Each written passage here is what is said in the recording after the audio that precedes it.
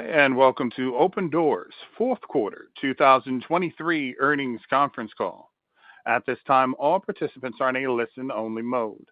After the speaker presentation, there will be a question-and-answer session. To ask a question during the session, you will need to press star 11 on your telephone. To remove yourself from the queue, you may press star 11 again. I would now like to hand the call over to Kimberly Niehaus, Investor Relations. Please go ahead. Thank you and good afternoon.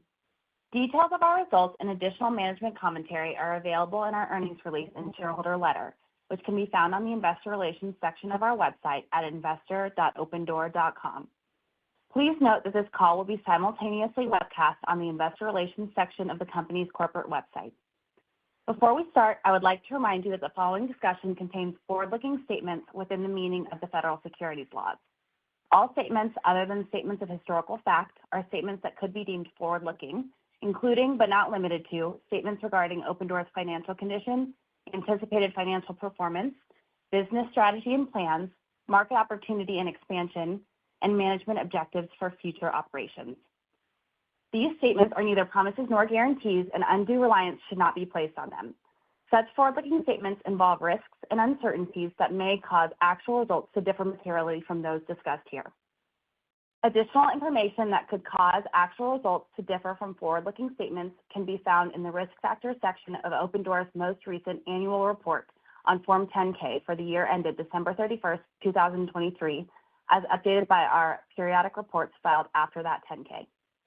Any forward-looking statements made on this conference call, including responses to your questions, are based on management's reasonable current expectations and assumptions as of today, and Opendoor assumes no obligation to update or revise them, whether as a result of new information, future events, or otherwise, except as required by law. The following discussion contains references to certain non-GAAP financial measures. The company believes these non-GAAP financial measures are useful to investors as supplemental operational measurements to evaluate the company's financial performance. For reconciliation of each of these non-GAAP financial measures to the most directly comparable GAAP metric, please see our website at investor.opendoor.com. I will now turn the call over to Carrie Wheeler, Chief Executive Officer of Opendoor. Good afternoon.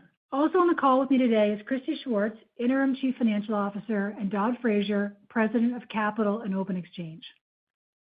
For Opendoor, 2023 was a year of focus, execution, and results. Despite a dynamic macro environment marked by the lowest level of home sales since 1995, the team focused on controlling what we could control, and we made meaningful progress.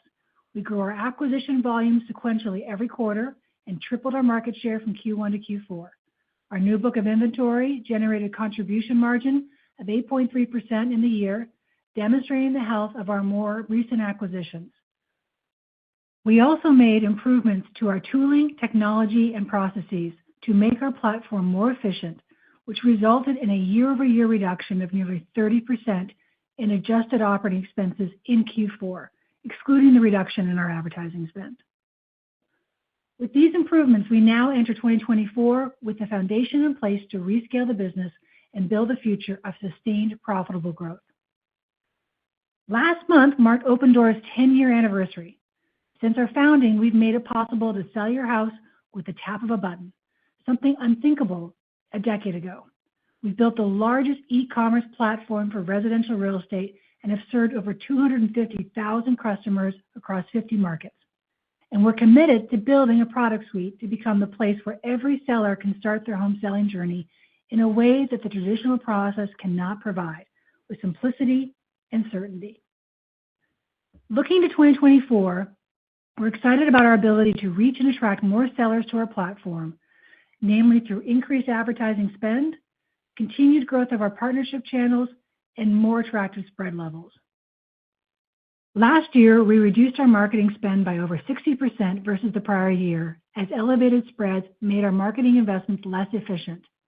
Despite these reductions, we maintained our aided awareness, a testament to the effectiveness and efficiency of our creative advertising efforts.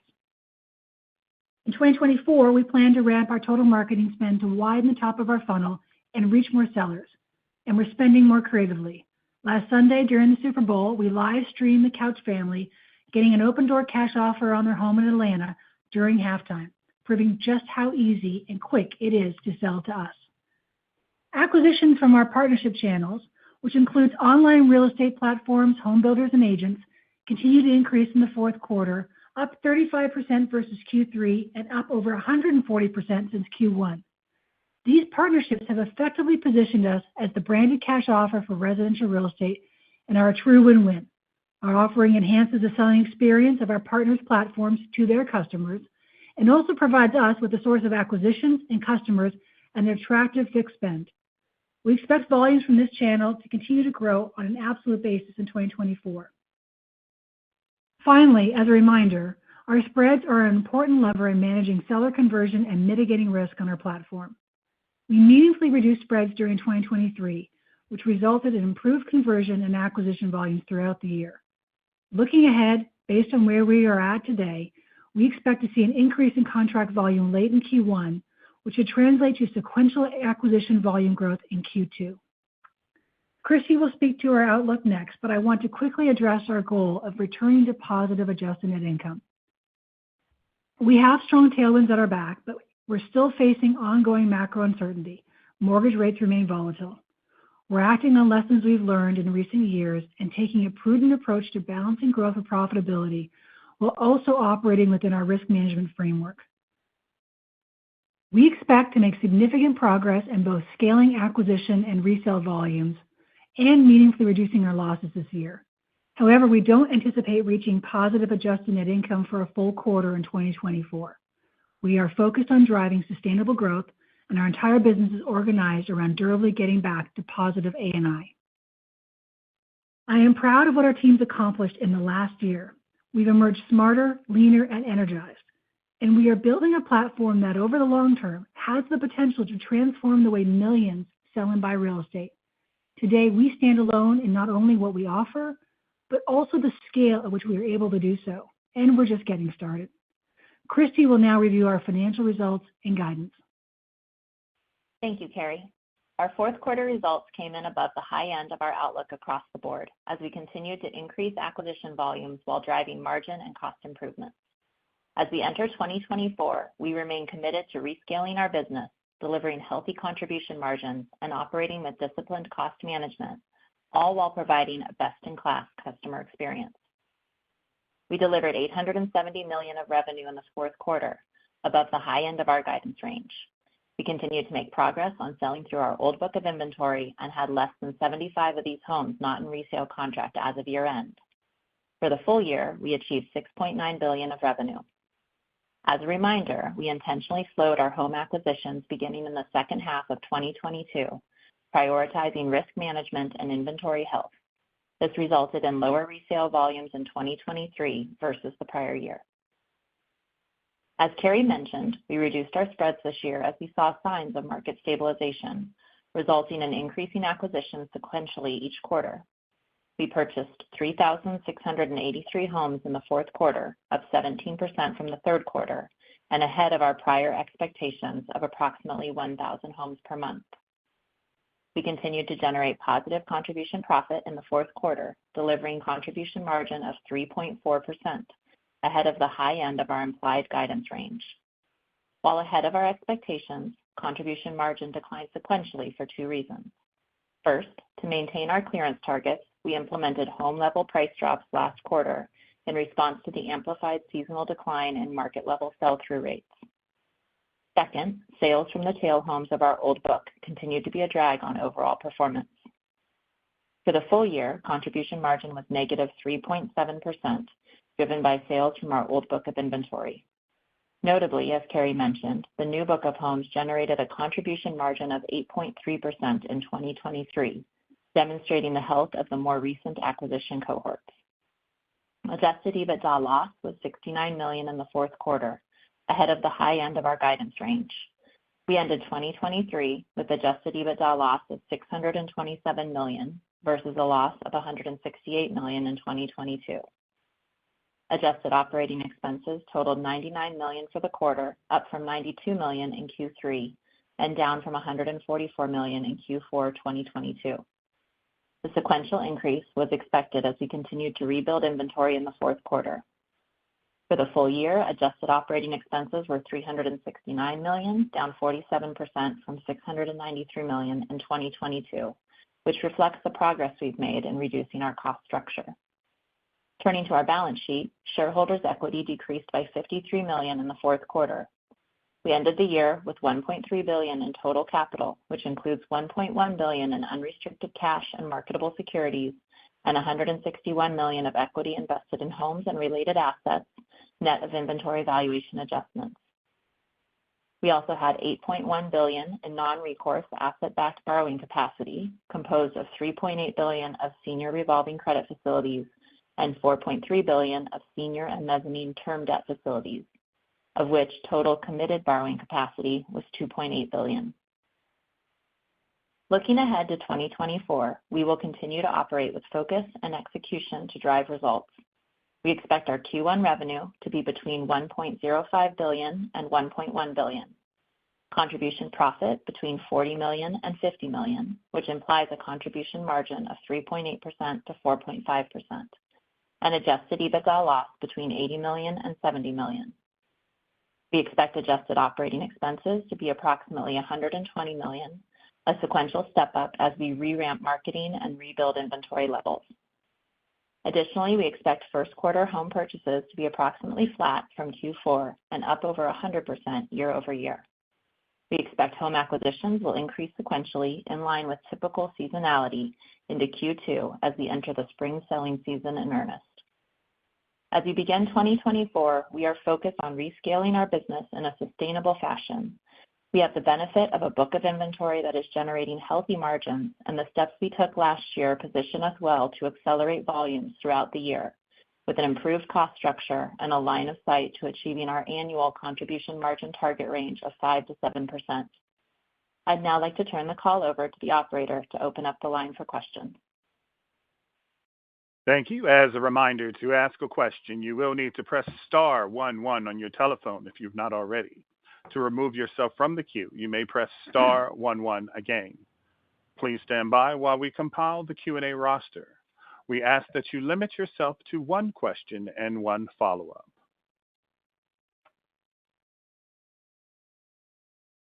Our first question comes from the line of Dai Li of JP Morgan. Your question, please, Dai. Great. Thanks for taking the question. I guess the first one on reaching adjusted net income profit. Appreciate the color on the timing, but just curious to hear what needs to happen to reach this target. Is it just a matter of day-to-day ramp in your acquisition volume, or do you need to see industry transactions recover to certain levels? Hey, Dai, it's Carrie. I'll take that. Couple things. One is we're highly focused on rescaling the business, but we're intent on doing it in a sustainable way. So right now, what we're managing to is what I'd call a macro-neutral environment. We're not willing to lean into spreads. We're not willing to lean into excess marketing to drive growth at the expense of margin or risk. Certainly, if there are macro tailwinds, say second half of this year, we are well positioned to take advantage of those.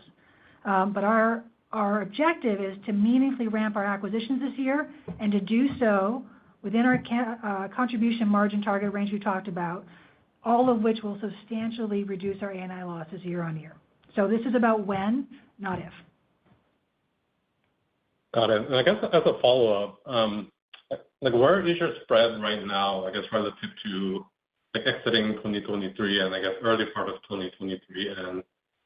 And is the spread kind of set at a level to be at the higher end of your contribution margin target? Is that the right way to think about it?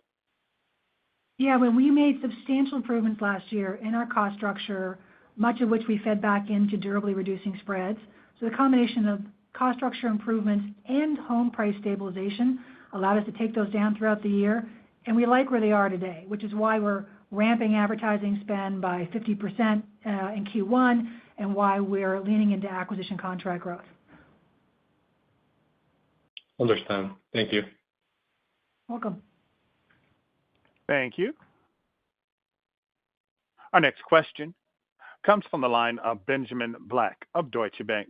Your question, please, Benjamin. Hi, this is Jeff on for Ben. Thank you for taking my questions. Quickly, I noticed that you exited 3 markets this quarter. What are you seeing there that led to the decision to exit those markets? Does this change your strategy around market expansion going forward? Yeah, happy to take that.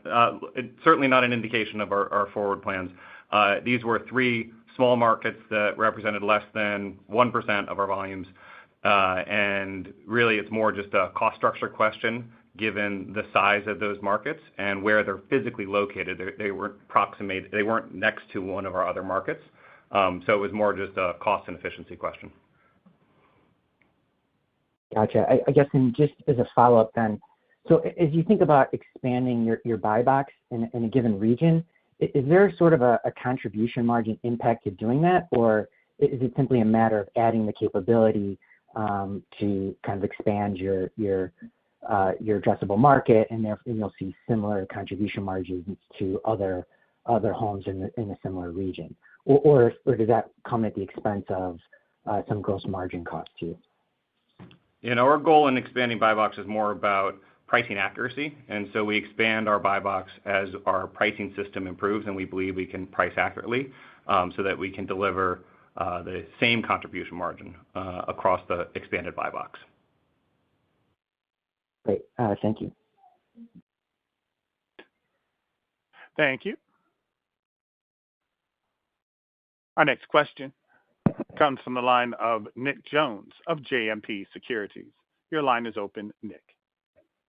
Thanks for taking the questions.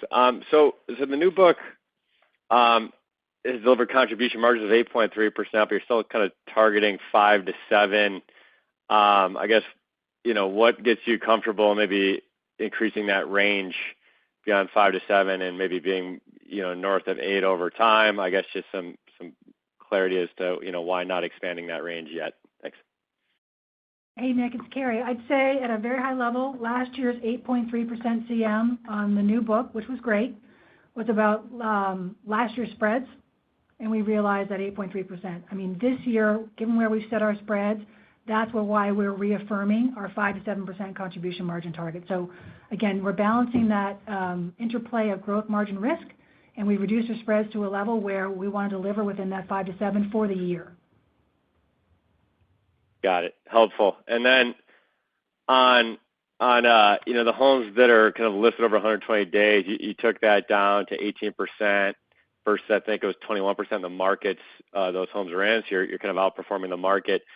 Given the model over time, what kind of outperformance can we expect in terms of the homes you're selecting and how long they sit on the market versus kind of the average in those markets? I guess ultimately, where does that kind of percentage go over time, and maybe what's kind of the standard hold time today as the market's kind of neutral as we head into 2024? Yeah, so we, I think from a business portfolio management perspective, we really think about for the homes that we are shorter in the hold period, so early days on market, we want to be slower. And then as homes sit on our balance sheet longer, we want them to be selling faster than market. So our goal is to outperform market on that older cohort of homes. We think that's appropriate portfolio management and sort of disciplined risk management. But there's not a specific target to your specific question of we're trying to get to X number. It's much more about for homes that are 90 to 120 days on market, we want to be outperforming market. Got it. Thank you. Thank you. Our next question comes from the line of Ygal Arounian of Citi. Your question, please, Ygal. Hi, guys. Yeah, Max on for Ygal. I was wondering if you could walk us through how you think about the pace of acquisitions through the rest of the year. Getting your market neutral comment on the macro, how your expectations are for home acquisitions and anything you're seeing kind of as we head into the spring season. Hey, Max, it's Carrie. So at a high level, you should see a meaningful increase in acquisitions 2024 over 2023. I'll repeat some of our guidance, which was Q1 being up 100% year on year. So we're going to see good acquisition growth in the first quarter. What we're seeing right now, as we'd expect to see for this time of year, just given seasonality, people kind of getting back into thinking about selling post-Super Bowl, we're seeing a ramp in contracts month to month. So February higher than January, March higher than February, and we're going to see those contracts turn into closes in Q2, which is why we indicated like you should expect to see from us sequential acquisition growth Q2 over Q1. So that's what I can tell you in terms of acquisition pacing for the first half of the year. Okay, great. And then as a follow-up, just is there any updates on the 3P model as we look into 2024, or are you more focused kind of on the core business? I'd say we're focused on both, but I would say our plan to get back to positive cash flow is all about the current core business today, our seller direct model. That gets us back there. Our cost structure and our balance sheet will allow us to deliver on that. Marketplace for us, certainly important, long-term strategic. We're 1 year into it, right? We're about connecting buyers and sellers, but we're doing it in a single market. We've said consistently we want to make sure that we focus on having great product market fit before we scale it. I would say that this has been a tough year for experimentation against a low market supply, like record low market supply. That's challenging, but that's short term. Long term, we remain committed to continue to evolve the marketplace product. Okay, great. Thanks, guys. Welcome. Thank you. Our next question comes from the line of Curtis Nagle of Bank of America. Please go ahead, Curtis. Terrific. Thanks very much. Let's see. I guess the first one would be in terms of there's I think like a $20 million delta in the operating expenses in 4Q. Positive, that is. What accounted for that? And I guess how should we think about quarterly operating adjusted expenses, in 24, assuming that should be maybe something a little bit above $100 million given higher marketing costs, or what's the right way to think about that? Hi, Curtis. It's Christy. Thank you for the question. So the performance of 99 versus our guidance of 120 is a reflection of us continuing to make meaningful progress throughout the P&L. We saw continued strong execution from our teams in the fourth quarter, which allowed us to smooth the timing of some hiring from 4Q out to 1Q as we're re-ramping, and we continued to realize some cost-saving initiatives. We guided in Q1 to $120 million, and that, just to unpack that change, it's about roughly half is marketing and advertising, and the other half is increasing our operations. And we expect that increase from Q4 to Q1 to be the biggest bump for the year. Right. Okay. That's very helpful. Maybe staying on the marketing, right? So you guys obviously made a big push with the Super Bowl this year.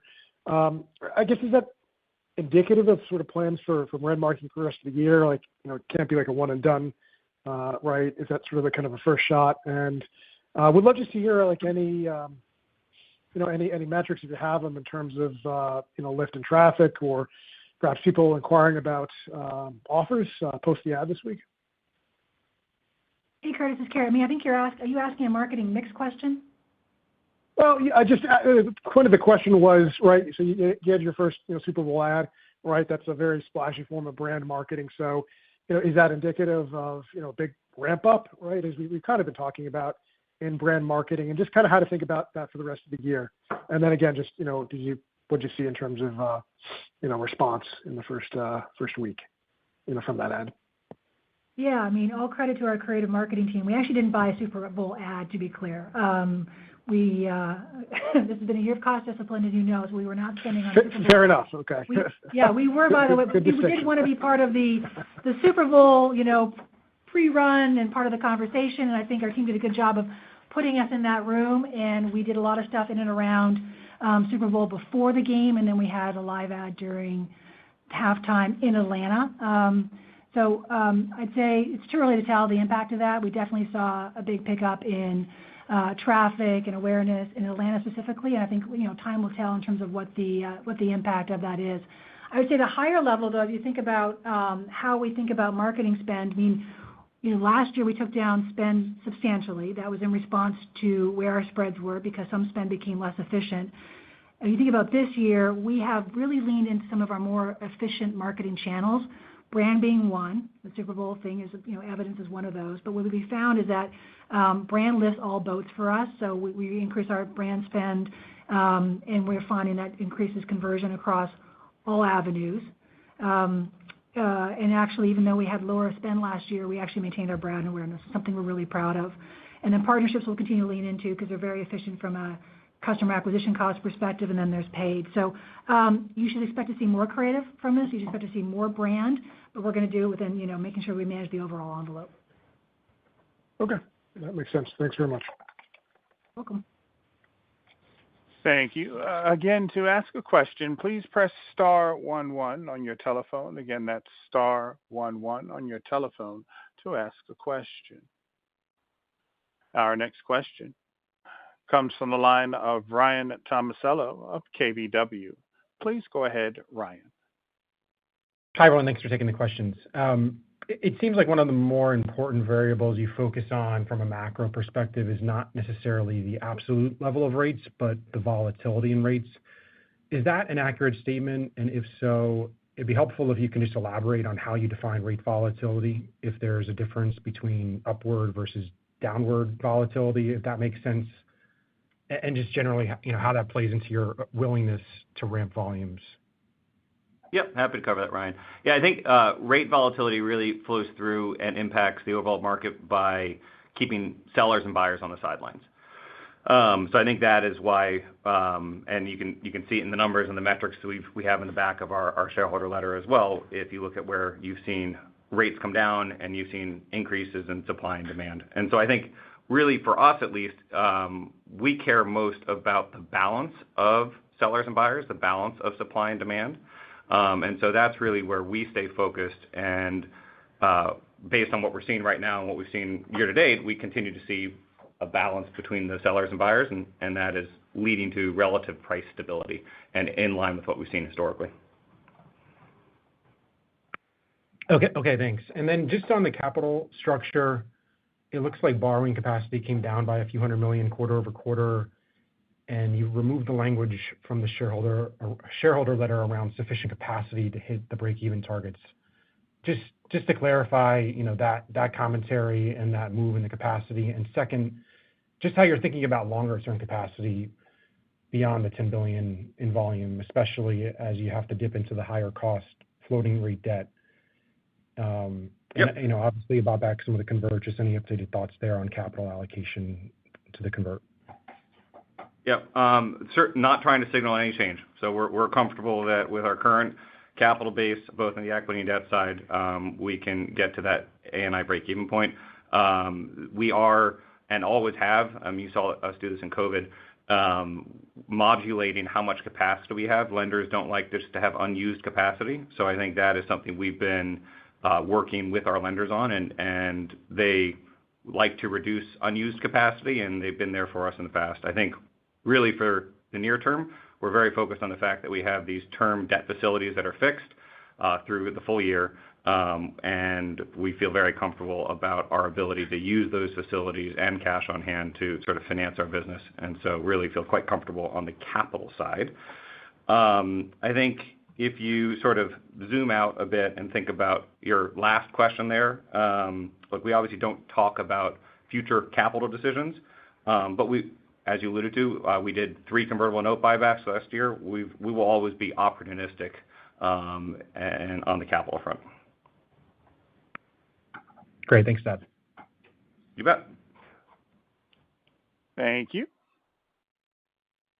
Our next question comes from the line of Mike Ng of Goldman Sachs. Please go ahead, Mike. Hey, good afternoon. Thank you very much for the question. I just had a follow-up on the earlier question regarding OpEx and marketing spending. I was just wondering if you could, talk a little bit more about, any of the direct benefits that you see from increasing marketing spending. Is there a direct relationship between marketing and your pace of acquisitions? And then, said differently, should the pace of acquisitions, increase because of your step up in marketing spend? Why is it only flat sequentially? I'm assuming the top of funnel would widen because of that incremental spend. Thank you. Hey, Mike, it's Carrie. So a couple things. First of all, marketing will not be flat sequentially, right? It's going to be up 50% in terms of advertising expense in Q1. That is part of the fuel to drive acquisition growth we've been talking about for the first half of the year. That's one. There definitely is a correlation between advertising spend and how we drive volumes. It's not all the story. I mean, things like partnerships are fixed and, brand is less directly correlated, certainly, but it's a longer-term investment that we're seeing the payoff and things like brand awareness. So as Christy said, the step up from Q4 to Q2, a good chunk of that, about half of that was in marketing. That's probably the biggest chunk up we'll have. We're always going to evaluate our marketing budgets for the course of the year, but we're comfortable with what she just told you, which is that should be the biggest step up for the year. We tend to see we spend into the first part of the year. We tend to get quieter in the very back half of the year because sellers are quiet. We feel good about, given where our spreads are today, we feel good about the marketing investment we've sized. One added point, I think, and Carrie alluded to this earlier, if you think about how things flow through our business, we spend advertising dollars, and so what we've seen is an uptick in offers and acquisition contracts each month in the first quarter. And so really the impact of that dollar spend flows through to closes in the second quarter, which, as we said, is we expect to be sequentially up from the first quarter. Great. Thanks for the thoughts. Thank you. I would now like to turn the conference back to Carrie Wheeler, CEO, for closing remarks. Madam? Hi, thanks. Well, first of all, thank you everyone for joining us today. I just want to say we're excited about how we're set up for 2024 and beyond. Hopefully you can hear from us. We've done the hard work in 2023 to be leaner, to be more agile, and to be able to rescale the business in a sustainable fashion. As I said, it's when, not if. So heading into 2024, we'll be deploying the same operating principles: focus, execution, results. We're looking forward to speaking with you next quarter. Thank you. This concludes today's conference call. Thank you for participating. You may now disconnect.